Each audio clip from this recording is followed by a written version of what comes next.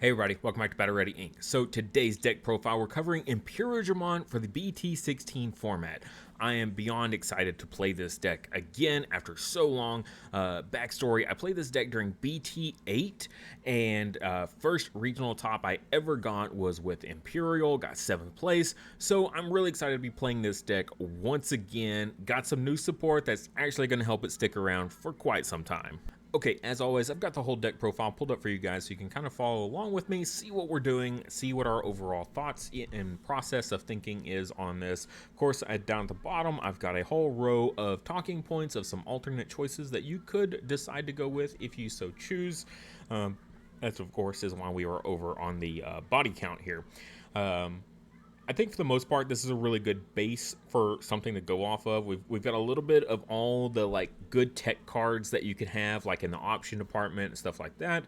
I think the biggest thing that is going to be the tricky part is balancing out ratios. Like I've only got 2 fighter modes right now.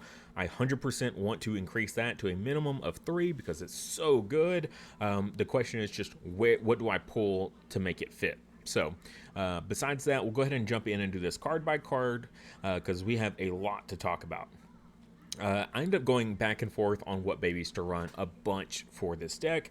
I ended up settling on the new BT16 one for that all turns 1k buff. So as long as we're 2 or more colors, we get a 1k buff. That's on our opponent's turn or our own turn. So that's going to be really important because I expect to see a lot of mirror matches as well as like just a whole bunch of like defensive decks. We've got the Rapid with all that DP minusing. We've got the blocker deck that's basically Magna. There's just so much to deal with and get around that I feel like this DP buff is going to be really important. It's going to be more important to get this than it is to have that draw power. If you're playing against a draw power Imperial deck and you have this 1k buff, you're probably going to win just because you'll always be 1k higher than them. So that's why I ultimately decided to settle on this Demi V-mon. Also, depending on which of the V-mon you run, you have to have a Demi V-mon anyways.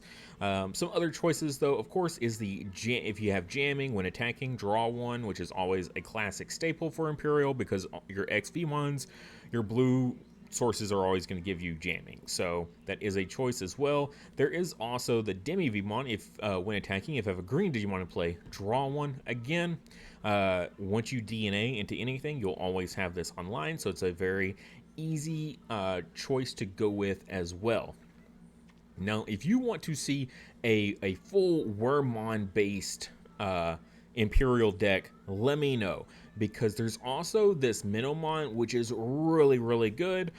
All turns once per turn, when this Digimon deletes an opponent's Digimon in battle, if this Digimon has 2 or more colors, gain 1 memory, which is going to be really easy to do. This is really great in more of your Dino B builds because they do, they have the piercing from the BT12 Stingmon, so they're really good about board control, suspending the opponent's Digimon and then attacking over it with the BT12 Dino B-mon. This is just really, really good for that. So a good secondary choice if you want to do a real like Wormmon heavy build, which is completely viable, let me tell you. So yeah, if you guys want to see that, let me know. But for our V-mon focus build, we're going to stick to what we got here. For our first V-mon, we're running the new Promo 117 Spartan Master Chief here himself. Your turn once per turn. When this Digimon would digivolve into a card with free trait, if you have a Tamer, reduce the Digivolution cost by 1. We want to get our Tamers in rotation as fast as possible. The new Duo Tamer plays out rookies for free for us, so this is a great target for that. So you can instantly reduce his own Evo cost, making all of our level 4s 1 Evo cost, because all of our level 4s can digivolve on top of blue or green, so we're going to be good there, which is super good for this deck. Just any sort of like any way to save memory all the way up in getting until we get into our level 5 is going to be a really good idea. So this really is a powerful card. And then when attacking, if this Digimon has 2 or more colors, draw 1, not once per turn. So for you veteran Imperial players out there with your starter deck Stingmons, you know how powerful these when attacking draw 1s are when they're not once per turn, because we can do 3-4 attacks in 1 turn pretty reliably in this deck. So that's a ton of draw power. Could you imagine getting 8 draws just from attacking, not including drawing for turn or DNAing or searching, anything like that. Just from attacking, you can get 8 draws. Like, geez, you're going to deck yourself if you're not careful. For our next two, they're pretty much the same card for the most part. So we're playing them heavily because of their inheritable, but they also are fantastic searchers. So on play, reveal 3. You can add an Imperial in name or a free trait Digimon and 1 Davis. Bottom deck the rest. And then the Wormmon works the same way, except for it adds the Kin instead of the Davis, which is okay because our most important Tamer in the deck is definitely going to be the Duo Tamer. But having that flexibility of also being able to grab our memory setter, also pretty nice. But we really want to grab the Duo Tamer. That is our primary choice that we want. And then this inheritable is super important. End of your turn, this Digimon and one of your other Digimon in play may DNA Digivolve into a Digimon card in your hand for the cost. Our primary goal is to, as fast as absolute possible, get into a level 5 and just get set up, because once we have our level 5, we're in a pretty good position. We can blast Evo like our fighter modes if need be, so we're in a really good position the moment we stick a level 5 in play. So even if it passes turn, that's okay. We have a ton of way to actually gain a bunch of memory afterwards and bring turn back to us. So really powerful inheritable there, which is going to lead us into our next card. We have the promo 118 Wormmon. So this one's really, really similar. It's just got one kind of a big drawback, so I'm still on the fence about it. On play, reveal 3, add a green or blue with 2 or more colors, which is going to be our top end, which is going to be, you know, what we're really going to be searching for. Those are also our thinner numbers, so typically what you want to add anyways. And 1 Kin. Again, we're grabbing the important Tamer off of this search, return the rest to the bottom of the deck, and then he also has that same end of turn inheritable of being able to DNA. So do we want to triple up on that inheritable is kind of the biggest question, right? Because we could just Evo him in raising and still get as equal value as the other two, like completely equal value there in that regards. The search is a little less good, so it's really, really kind of personal preference, because the other choice is the new BT16 V-mon that has the your turn once per turn when one of your other Digimon is played or Digivolves. If that Digimon is green or has the free trait, gain 1 memory. My issue with this, of course, is that if you want to, you know, do any of your, you know, DNA shenanigans, you're not going to have that inheritable. You're not going to be able, so say you play the Stingmon, that's 3 play costs, he's going to make it 2 play costs, which is pretty good. You still are going to need to be able to Evo on top of this V-mon into whichever one you're missing, right? And then you need a DNA afterwards, which you have no end of turn DNA ability. So there's just a whole lot of awkwardness there. You can, of course, if you have another rookie, you could, you know, Evo. The plays are still there. They're just a little bit more complicated to try to get to than something very, very straightforward like the movie promo Wormmon. So this is going to just take more testing, more personal preference on which one is the more optimal one. Now, you could even just drop these two, right? Just don't get either of them. Stick with just the 12 rookies and then like up some of your other numbers, right? You could bump up your fighter modes. You could bump up, you know, whatever searching that you want to do in the rest of inheritables. All right, moving on to our level 4s here. I have made the switch to go super heavy on the BT12 ones. Because I'm going so heavy on the end of turn DNA effect, I feel like I'm going to get a lot more value and mileage out of these than ever before. So you have the your turn when this Digimon would DNA Digivolve into a green Digimon card, gain 1 memory. And of course, the Stingmon does the same thing, but in reverse for blue, which is okay because all of our stuff is blue and green on level 5s. So we're going to get the use out of that no matter what. We still have our inheritable jamming. So yeah, just keeping our jamming around no matter what is going to be important.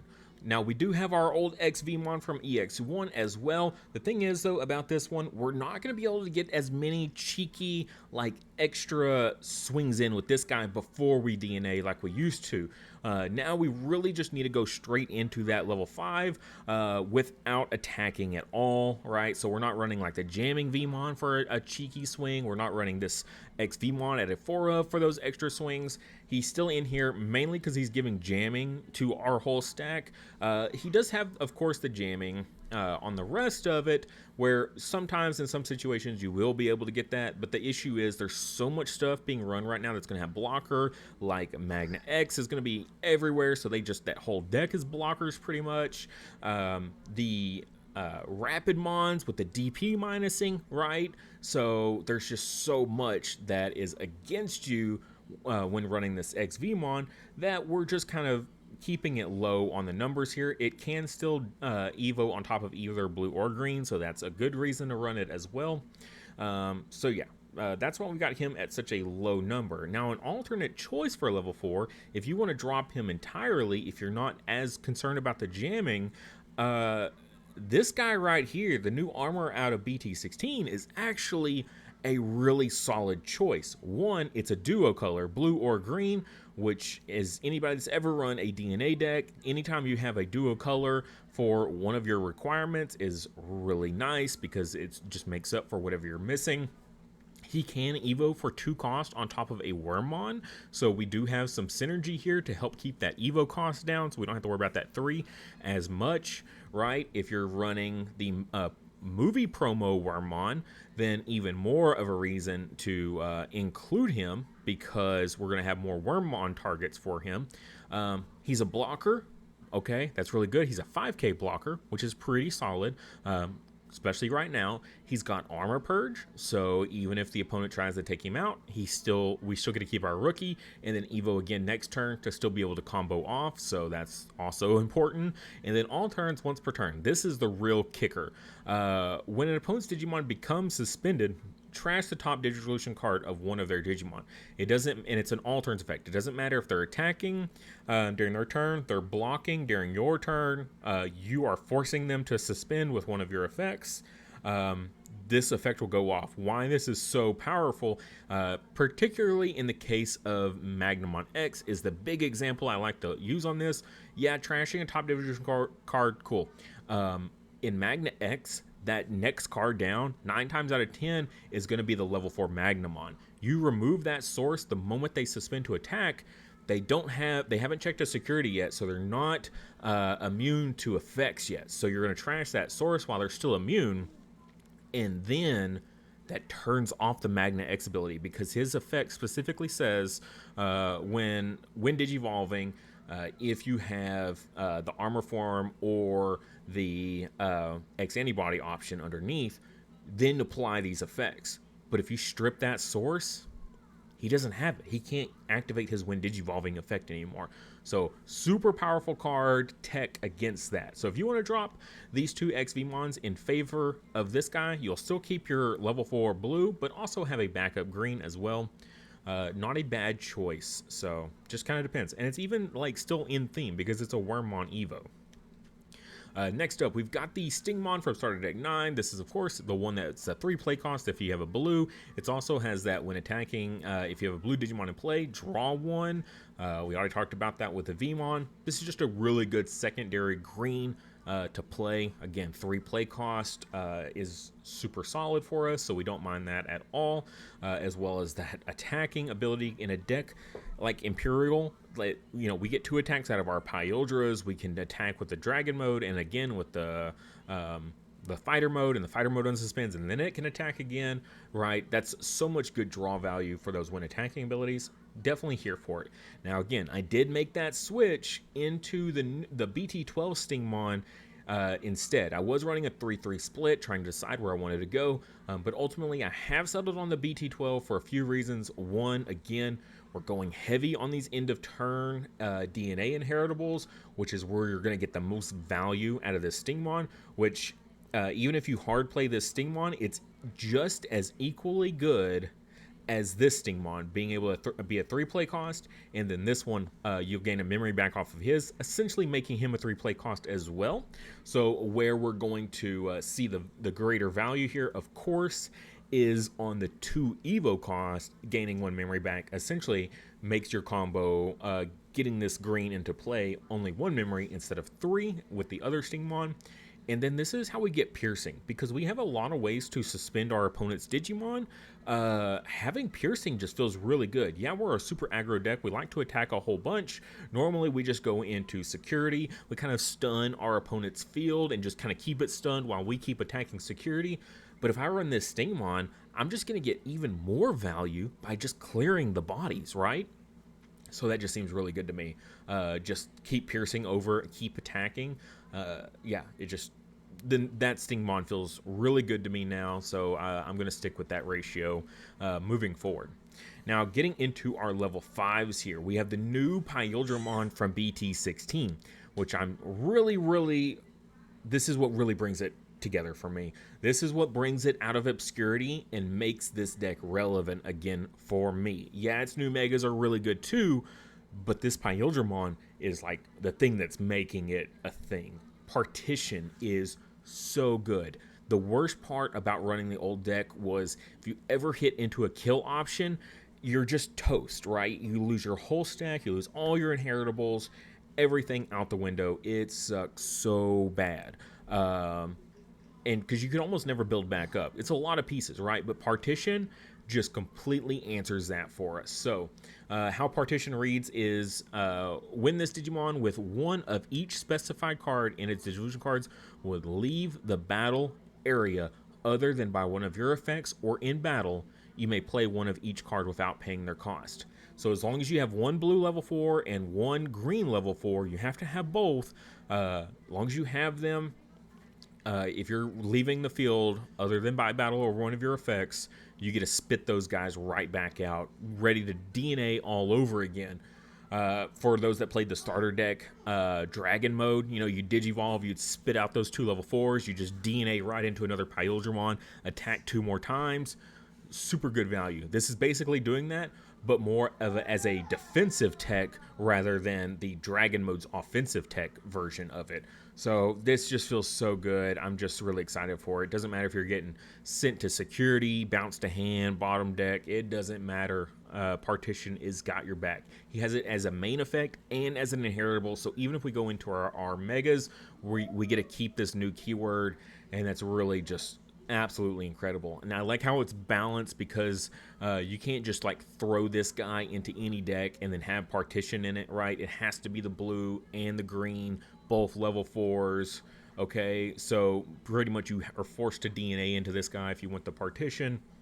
You can't just Evo him like normal on top of a blue or a green, right? So yeah, a bit of balance there, and I'm totally here for it. When Digivolving, suspend all your opponent's Digimon with as many or fewer distribution cards as this Digimon. Okay, how many is that, right? So in typical, we're going to have a Digitama, our baby, right? A rookie, and then a level 4. And then we're going to at least have another level 4 because we're DNAing. Now, if we evoed that one, it's going to have a rookie underneath it as well. So 5. In a crazy world, maybe you have another baby underneath. I'm not going to count that one. A typical stack, you're going to have 4 to 5, right? That's going to be most things that you're going to be able to suspend on your opponent's field, right? Most things these days are going to have 3 to 4 inheritables coming up, so you're suspending their whole field. Then, if DNA Digivolving, all of your opponent's Digimon can't unsuspend until the end of your opponent's turn. That has so many layers of effects right there, or so many layers of uses, right? So say you couldn't suspend something. Say there was just too many inheritables. You couldn't do it, but it's already suspended because they attacked on their previous turn. He's just going to lock it down so it's not going to be able to unsuspend. Say they've got something that likes to attack multiple times, right? Just you're playing the mirror match and they've got their fighter mode out there, and you're just like, okay, I'm going to stun the fighter mode. It's going to be just locked down. It can't unsuspend. So no attacking twice, nothing like that. Really powerful when Digivolving effect on this guy. And then when attacking once per turn, suspend one of your opponent's unsuspended Digimon. If this effect didn't unsuspend this Digimon. So we're pretty much suspending their whole field, right? In very few cases is something not going to get suspended, but in that rare case that it does, you're still going to be able to suspend it anyways. Doesn't even matter. So suspend it. That when digivolving still put that blanket effect of can't unsuspend during their turn until the end of their turn. You're just going to be set up. And then, but most of the time, you're still just keeping your aggro double attack Paildramon. You're not losing the double attack Paildramon. And that's the biggest thing for me is, well, not the biggest. The partition's the biggest. But that's the second biggest part for me is like, I get all these great new effects on this Paildramon. It is an incredible card. But going right after that, we have the original starter deck 9-1. When Digivolving, when DNA Digivolving, return one of your opponent's Digimon with 6,000 DP or less to the bottom of the owner's deck. It's okay. It's not bad. Plenty of stuff can fall underneath this. It's not as powerful as it used to be, but it's still really strong. So no complaints there, but the big thing is it's got the when attacking once per turn unsuspend this Digimon, so we're attacking twice with this Paildramon as well, no matter what, right? There's no like restriction on it at all, so I do like that. Big fan of this Paildramon still to this day, so we got him as a 2 of. I was not going to run this Paildramon. The BT12 one, I debated not running at all. I was just going to stick with the other two, be kind of aggressive. But the more and more I thought about it, and I thought about the format, and then making all these deck profiles for you guys, and then making the tier list, and seeing what was all in the format, this Paildra felt way better. So when Digivolving, trash the top 3 Digivolution cards of all of your opponent's Digimon. Dang. All of your opponent's Digimon get 3 sources stripped out. 1, if you can do this while the Magna doesn't have its protection, you just wipe out all of its inheritables. That's great. It's always the top ones as well, so you're going to always remove the important ones, which is also pretty good. There's other things as well, like say you're fighting against what's the deck, Lugomon, right? And you're gonna just source strip all of their like, you know, their level 5 that lets them attack twice, their memory gain effects from their level 4 and rookie. That's pretty good. So I really like that, just for so many different uses. Same for like the armor decks, just stripping all their sources so they can't armor purge anymore, because all they're gonna have left is basically a Digitama. So that's nice. Then, if DNA Digivolving, 2 of your opponent's Digimon with no Digivolution cards can't attack until the end of your opponent's turn. So a nice little stun in there as well. You know, again, something like Lugomon, where they've got, you know, all those, you know, rush bodies or blockers, whatever that they've left on their field that they're just kind of saving for maybe next turn to go for game. You know, you can stun those, just all kinds of stuff. Nume is going to be super popular still. This is going to be a really good card. You know, a lot of the stuff we've talked about is going to be a really good tech for Nume. Being able to trash that Nume X inheritable is going to be really nice. So this Paildramon did work its way back in as a 2 of in the deck. And then the inheritable here, end of attack, if this Digimon has Imperialdramon in its name, or the free trait, gain 1 memory. This is mostly in tandem with the BT12 strategy of, like, you basically Evo into this level 5, attack, and then you, like, Evo all the way up into a fighter mode, and then gain a bunch of memory back. That sort of thing was the kind of general idea of that deck. So that made sense there. It's okay in this. It's not like a crazy good, amazing ability in this one. We're really running it for the when Digivolving, but it's still not a bad inheritable to have, just gaining memory. All right, getting into our megas here, though. This is really, really good stuff. I was originally going to keep this as BT12. I was just going to like BT12. We're just going to throw in the Paildramon with partition and then call it a day. No other changes. I changed my mind. The more and more I thought about the format, the more and more I realized how good these cards really are. And then just kind of thinking about how they interact compared to how the old ones interacted. And I'm like, okay, yeah, no, this makes way more sense. I put more thought and effort into it. Let's rock with this because these guys are actually super crazy. So 3 Evo cost on top of our level 5s. When Digivolving, 1 of your opponent's Digimon or Tamers can't unsuspend until the end of their turn. Then, by suspending 1 of your opponent's Digimon or Tamers, unsuspend 1 of your Digimon. So basically, you Evo, you suspend something of your opponent's, doesn't matter, Digimon or Tamer, and then unsuspend basically yourself. That's going to be nice. And then all turns, when an opponent's Digimon is played or Digivolve by an effect, if you have a Tamer, this Digimon may Digivolve into fighter mode in your hand without paying the cost. So it's basically a Blast Evo, but instead of only being when your opponent attacks, now it's also when they Digivolve or play Digimon by an effect. So that's really nice. Also, there's like so many different interactions here. Like there's so many, I can't even really like talk about all of them because there's just so much. Like talking about Nume, like we just were, they're gonna be playing, you know, off the Nume X, they're gonna be playing like their platinum, and then you're gonna be like, nope, going into fighter mode, and fighter mode's gonna just deal with it. So yeah, this dragon mode, I just really like amps up the power of the fighter mode, and the fighter mode is super good. So I really like this. We can basically attack twice with our Paildras, Evo into this dragon mode, and then, you know, you can attack again because he's basically going to unsuspend himself, and then you're going to be set up for your fighter mode for multiple situations as well.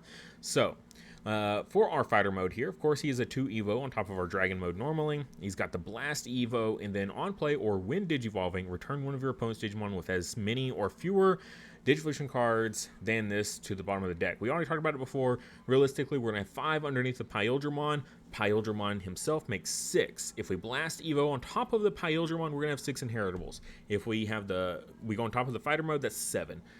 That's a bunch of sources. We're going to be in a really good position to pretty much do whatever we want, bottom deck, anything we want. Fewer Digivolution cards than this to the bottom of the deck. So Blast Evo, and then just bottom deck something. Blast Evo when they attack. Essentially Blast Evo when they Digivolve or play Digimon by effects. Super good. Like, this just totally wrecks something like Leviamon, right? Like, Leviamon's already struggling, and then we're like, oh yeah, now there's, you know, the new Imperialdramons that are in the mix. Yeah, they're just going to eat us for lunch. So really like that. Also, the Blast Evo, 13k body is really nice. If you have the Demi V-mon, he's going to be 14k. Say they're trying to attack over your Paildramon, and you're like, nope, Blast Evo into this 13k body, 14k body. You just crashed and died. Like, I don't even need the rest of my effects. That alone, just the Blast Evo into a mega big body is good enough for me. And then, so end of attack once per turn, unsuspend this Digimon. So that's really good. A lot of the older fighter modes didn't have as much like value. Once they were on the field, they're just kind of like, okay, I did like my big explosion attack when Digivolving. Now I'm just kind of a dud, not doing as much anymore. But this is like, no, I can attack twice every single turn, like no matter what. Also, if Dragon Mode is in this Digimon's Digivolution cards, return one of your opponent's suspended Digimon to the bottom of the deck. There's no restriction on that. There's no, you know, source restriction or anything like that. Just, oh, it's suspended? Okay, bottom deck it. Like, your opponent's never going to want to attack with anything ever again. For fear, Fighter Mode is going to bottom deck it. Now, some alternative megas that you could have run with are, like I was talking about earlier, the BT12. You have the when Digivolving. If this Digimon has blue card, unsuspend this. If it has a green card, suspend one of your opponent's Digimon. Similar to the new one, but the new one basically also adds in the ability to suspend Tamers. The new one also has the ability, if you so choose, to unsuspend something else of yours. It doesn't have to just be this. So the new one is just all around better in that department. And then end of attack, if this this Digimon may Digivolve into a card with Imperial in its name in your hand for the Digivolution cost, but reduced by 2. And that's it, right? It doesn't really do anything else after that, which is kind of a shame. Like, it's a really good aggro card, but it doesn't have as much, like, flexibility and utility as the new one does. So that's a bit of a bummer, but still a pretty decent effect. You can go into your dragon mode or your fighter modes for free. You can also even go into a paladin mode for a reduced cost because it's just Imperial in name. So there is some neat flexibility with that if you want to go that route. And then the old fighter mode for BT12 was when Digivolving, suspend all your opponent's Digimon with no Digivolution cards. That's kind of difficult. Like, even if we're trashing a bunch of sources, that's still a bit difficult to manage, but not impossible with the, you know, the cards in the deck. but not as good as the new one, which is like just less sources than me, which, you know, that's a little bit easier. Then return one of your opponent's suspended Digimon to the owner's hand. And that can be anything. It doesn't have to be what you suspended. If it was suspended already, you're good. Same with the new fighter mode with the end of attack or when attacking ability there that he has. By returning Dragon Mode from this Digimon Division cards to the hand, place all your opponent's suspended Digimon at the bottom of the owner's deck instead. That's really powerful, like a big field nuke, just like bottom deck all their suspended stuff is pretty good. Now again, it takes more setup because you also have to have the Dragon Mode. You can't just skip that like you can with the new fighter mode. He's like, oh yeah, I'm just gonna blast Evo on top of a Paildra in the middle of my opponent's turn and get all of my effects. This one's like, no, we really want to have the Dragon Mode underneath us. And then all turns, it gets 1k for each color. So it is a 15k body. It has blocker and security attack +1. So even though it can attack twice, it's still getting 2 security checks. It is also a blocker, 15k blocker, which is, you know, not bad. Like, there was a reason that I was going to keep it, but ultimately decided the new fighter mode just felt so much more utility out of the new one. Being able to attack twice with piercing is just really so much better. Mega Gargomon Ace. I would love to fit this in if I could find room for it. Again, that's kind of an issue, right? We've got Reboot Blocker, which is great. We've got the Blast Evo, cool. When Digivolving, suspend 2 of your opponent's Digimon or Tamers, then 2 of their Digimon or Tamers can't unsuspend or Digivolve until the end of their turn. This includes DNA Digivolving, it includes Blast Digivolve, all of that. They're all forms of Digivolving. The creators already said that yes, you know, that was intended, you can't DNA with it, you know, it's like all that. So that's a really powerful effect, just like turning off your opponent's whole field from being, well, not whole field, but 2 targets, which, you know, realistically you can figure out which ones are going to be the primary ones. This also really hurts decks like you know, hybrid decks, so red hybrid again taking a hit. And this guy just being when Digivolving and end of attack once per turn, you may unsuspend this Digimon. Dang, that's just really nice. So blocker, stun, really powerful card here. Not being able to Digivolve is really, really nasty. All right, jumping into... Oh, I also want to talk about this Davis right quick before we talk about the other Tamers. This one's with the BT12 stuff. It combos great with those guys if you want to run them. Start of your main phase. If you have a free trait or cannon play, you get a memory. Your turn, when one of your 2-color blue and green Digimon attacks by suspending this Tamer, that Digimon may Digivolve into Imperial in name in your hand for the cost. So, again, the idea was to swing with your level 5, then you Evo into your Dragon Mode with this ability mid-attack, and then end of attack, then he Evos again into the Fighter Mode for free. He's going to unsuspend, you know, he end of attack unsuspends, and then you got a blocker during your opponent's turn. It's a cool thing. That's just a lot of pieces. You have to have the Dragon Mode. You have to have the Fighter Mode. You have to have this Davis in play. Where the new stuff, they're like, oh yeah, you just slap whatever you want together and you're good. As long as you can get into a level 5, that's it. Like in the old deck, yeah, you had to get into a level 5 and then have to have all these combo pieces and stuff.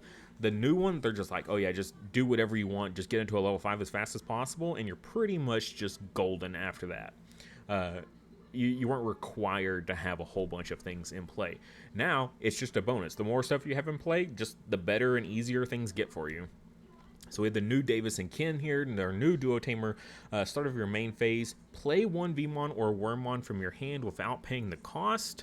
At the next time your opponent's turn ends, return that Digimon to the hand. The idea is play out one guy for free, Evo them into a level 4, and then DNA. Once it's DNA'd, it's gone, it's off the field. You don't bounce the DNA'd one to hand or anything like that, because that's a whole new Digimon.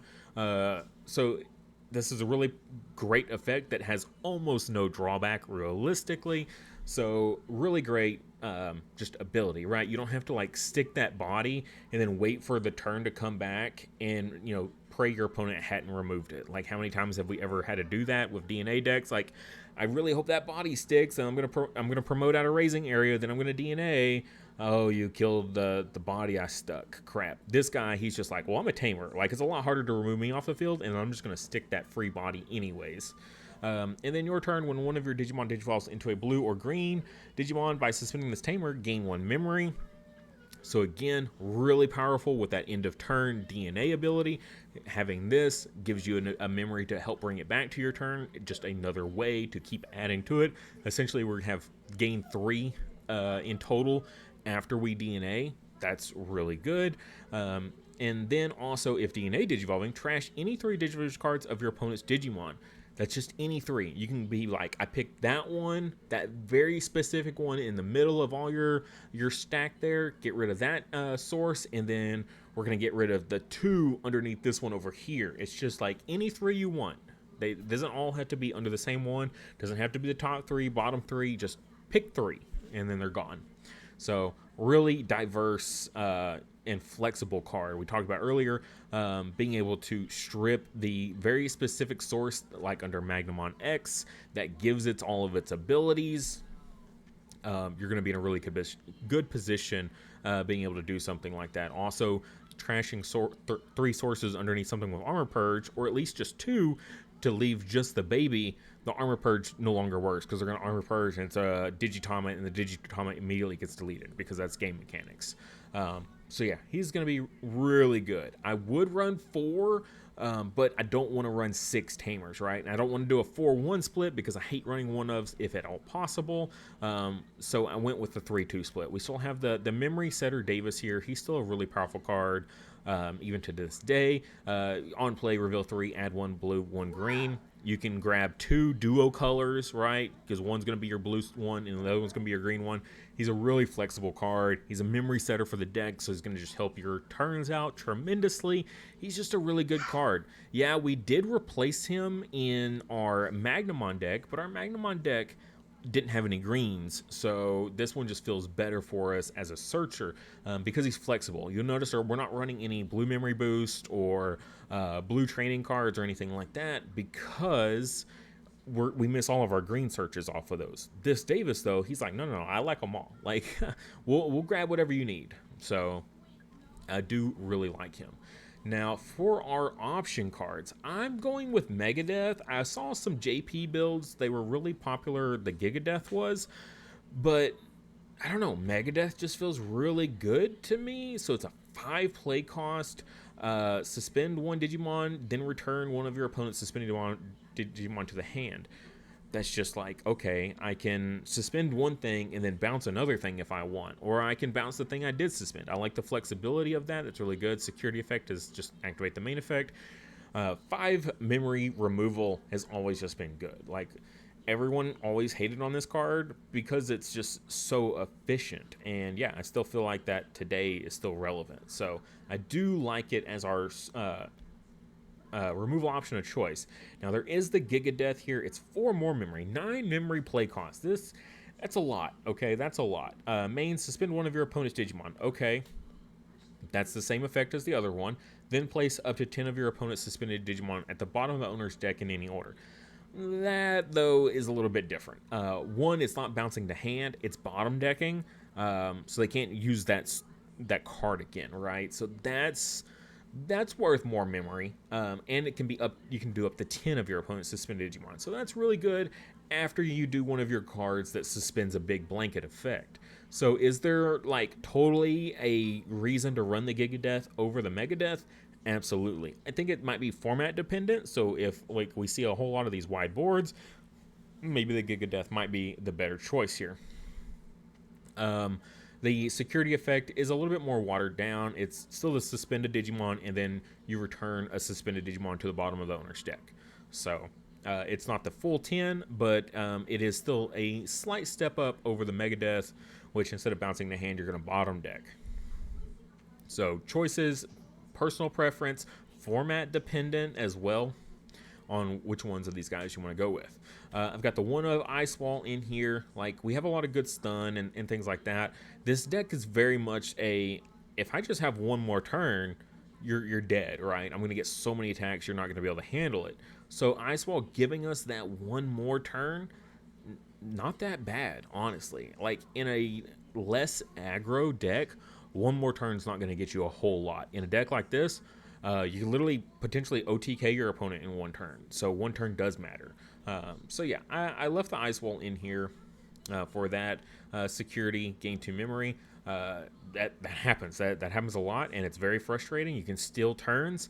I don't know how many games I have won, how many matches I've won, because my opponent hit into an option card like Hammer Spark or Ice Wall, and I gained 2 memory, brought it to my turn. They weren't expecting that. They have no defenses up, and I just win the game.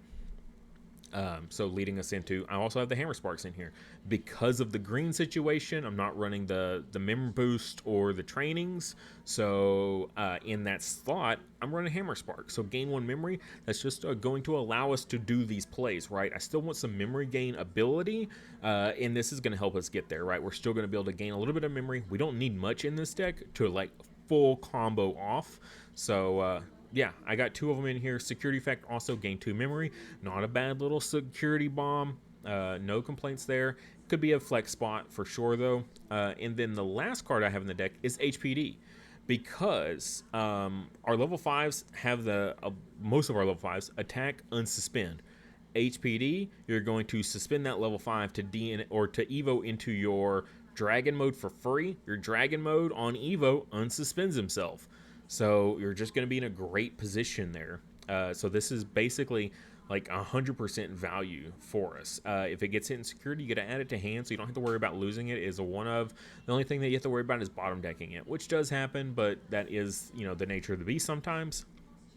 It's a powerful card. It's limited to 1 for a reason. Like, if there's a reason you're not going to run a limited card in your deck, you better have a good reason, because it's super, super powerful.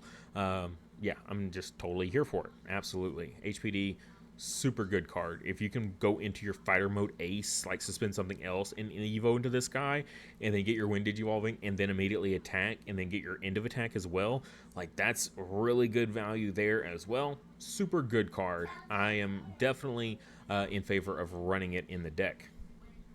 All right, and then that's pretty much it. I know it was a super long video. Hope you guys enjoyed. I'm going to go ahead and just knock off here. And if you have any comments, put them in the comment section.